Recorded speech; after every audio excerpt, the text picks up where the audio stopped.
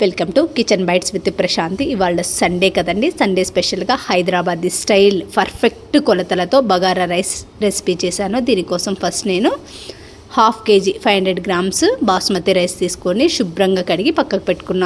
2 onions బాగా కడిగి చిన్న చిన్న ముక్కలుగా అంటే పొడువుగా కట్ చేసి పెట్టుకున్న. అలాగే 5 నుంచి 6 పచ్చిమిర్చి చీలికలు వేసుకున్న. 1 కప్పు కొత్తిమీర, ఆ కప్పులోనే సగం కప్పు పుదీనా ఆకులు.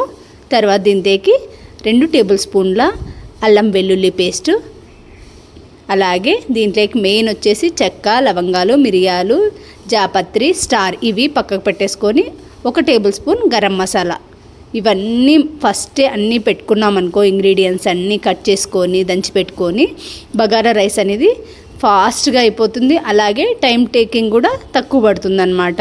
వీడియోలో చూపిస్తున్న విధంగా అన్నీ నీట్గా పెట్టేసుకొని ప్రాసెస్ స్టార్ట్ చేద్దాము. ఇలా నేనైతే 1/2 kg చేశాను. 4 మెంబర్స్కి సరిపోతుందన్నమాట ఈ రెసిపీ. సో ఇప్పుడు స్టార్ట్ చేద్దామా. రైస్ ఎలా చేయాలో స్టవ్ వెలిగించి ఇక్కడ బగారా రైస్కి మందంగా ఉండేదే పెట్టుకోండి, గిన్నె కానీ ప్యాన్ కానీ.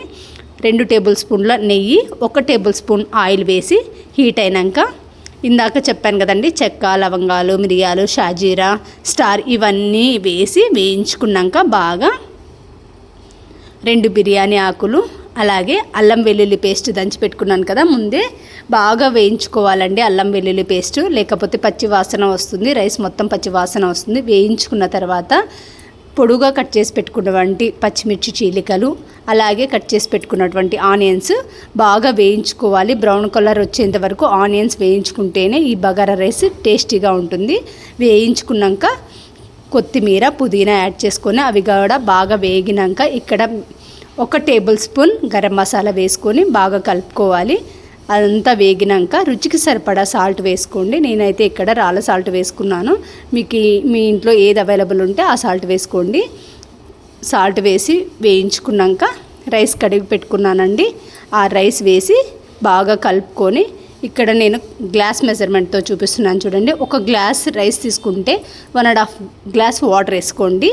కావాలంటే కొంచెం ఎక్కువ వేసుకోండి, ఎక్కువ వేసుకోవద్దండి, మెత్తగా అవుతుంది రైస్. మీడియం ఫ్లేమ్లో ఒక 10 నిమిషాలు కుక్ చేసుకుంటే మూత పెట్టి ఒకసారి కలుపుకొని చూడండి. పొడి పొడిగా ఉందా లేదంటే ఇంకా తడిగా ఉందా అని చెక్ చేసుకొని, ఇంకా తడిగా ఉంటే అలా లిడ్ పెట్టేసి ఒక 5 మినిట్స్ సిమ్లో కుక్ చేసుకుంటే పొడి పొడిలాడుతూ ఉండేటువంటి హైదరాబాదీ స్టైల్ బగారా రైస్ రెసిపీని ఇలా ఇంట్లోనే హెల్తీగా నీట్గా చేసుకోవచ్చు పర్ఫెక్ట్ కొలతలతో. నా వీడియో నచ్చినట్టయితే సబ్స్క్రైబ్ చేసి ఫాలో చేయండి.